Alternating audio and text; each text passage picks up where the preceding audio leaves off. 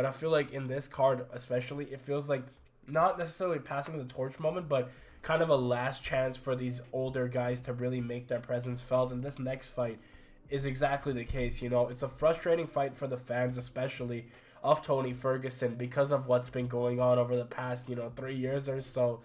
First and foremost, I gotta say, Tony, why'd you unfollow me? That's one. And then second thing, I gotta say, man, in terms of a fuck you matchup, I don't think I've ever seen a bigger fuck you matchup to a fighter like Tony Ferguson. From fighting for the from fighting for the interim lightweight championship. Sorry guys, my voice is gone because of COVID, but from fighting for the interim lightweight championship to going and fighting an up-and-comer like Paddy Pimblett, it really shows how far this guy has really gone. I want to talk to you and get your thoughts on this matchup. I mean, dude, what do you think? Because I feel like surely with the loss over Paddy, Tony has to hang it up. I don't think there's any place for him in the UFC otherwise if he loses this fight. When I see this week the interview in ESPN on the UFC channel with Tony Ferguson, that looks for me like the the goodbye interview. I think like was making like for say like if you lose this fight, it's gonna be like the last chapter maybe in his career in the UFC. I don't know, but when we see this fight, some people is maybe underestimating Paddy Pimblett because I think no like the people say no all the fighters are so good like his last fight and no so bad like his last fight. And I think Paddy Pimblett knows that he lost the fight with Jared Gordon. So he was working. He knows all the things that the people say. So he makes the work. He go again fat.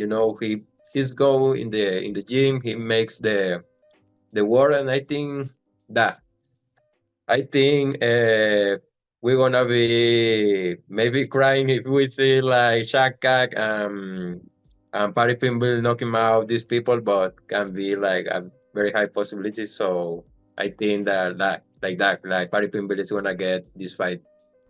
No, yeah, definitely. I hate to agree with you, but I feel like that's very much so the case right now. You look at Paddy Pimblett as a fighter.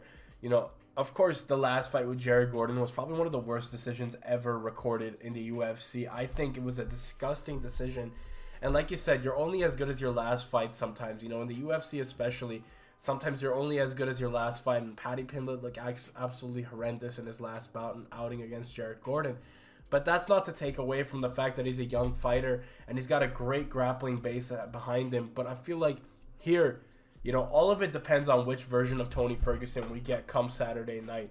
Because Tony Ferguson, the one that we came to know coming up in this space, was a guy who goes forward, isn't gun shy. He puts on a blazing pace on his opponents and is able to excel whether the fight is on the ground grappling or he's really able to bring a really funky striking style, with the Wing Chun Kung Fu kind of background. I know it's a little bit of a joke, but, Tony Ferguson as of late has not looked anywhere near his, former self.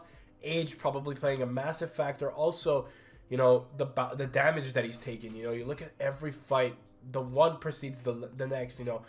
Justin Gaethje, brutal five round fight until it got stopped, of course, or I think it was a fourth round finish, but I could be wrong there. Fifth round, I remember. Fifth or fourth, I know that for sure. But Yeah. and then you look at the next fight against Oliveira, his limbs on his arm, he's being tested there. And then Dariush, he's got the heel hook, that's being tested there. Chandler, brutal knockout. Bobby Green put him to sleep. Nate Diaz, Nate Diaz. Yeah. Nate Nate Diaz Diaz of all was people. the fight like down. Tony's done. Yeah, I mean, it shows how far he's fallen from his grace. And I feel like more importantly, I don't think we've seen anything different from Tony Ferguson to indicate that he's going to be able to win this matchup. It really does upset me because it's like you look at the fighter Tony Ferguson was, it's nowhere near the Tony Ferguson we've got now, just in terms of, what he's got in terms of his skill set. He's very timid now. He doesn't really throw a lot of combinations. We see shades of old Ferguson. But, when we're seeing shades of your old self in the fight, and that's maybe a 30-second time period across a 15-minute fight, maybe the time is gone. Maybe you have kind of passed your welcome. So, I mean, in terms of this matchup, I hate to say it, but I might have to go Paddy Pimblett by, either submission or, you know, decision. I feel like Paddy's just going to really play it smart. He's going to look to mix things up really nicely, kind of sharpen his tools, and ultimately either get the submission victory or the decision victory, because there's no way he's going to, you know, knock out Tony Ferguson. Though I could see Tony Ferguson, you know, also, you know, you never know. He could very much come forward and put Paddy Pimblett down by TKO. So you never know, but right now the gut's leaning towards Paddy Pimblett.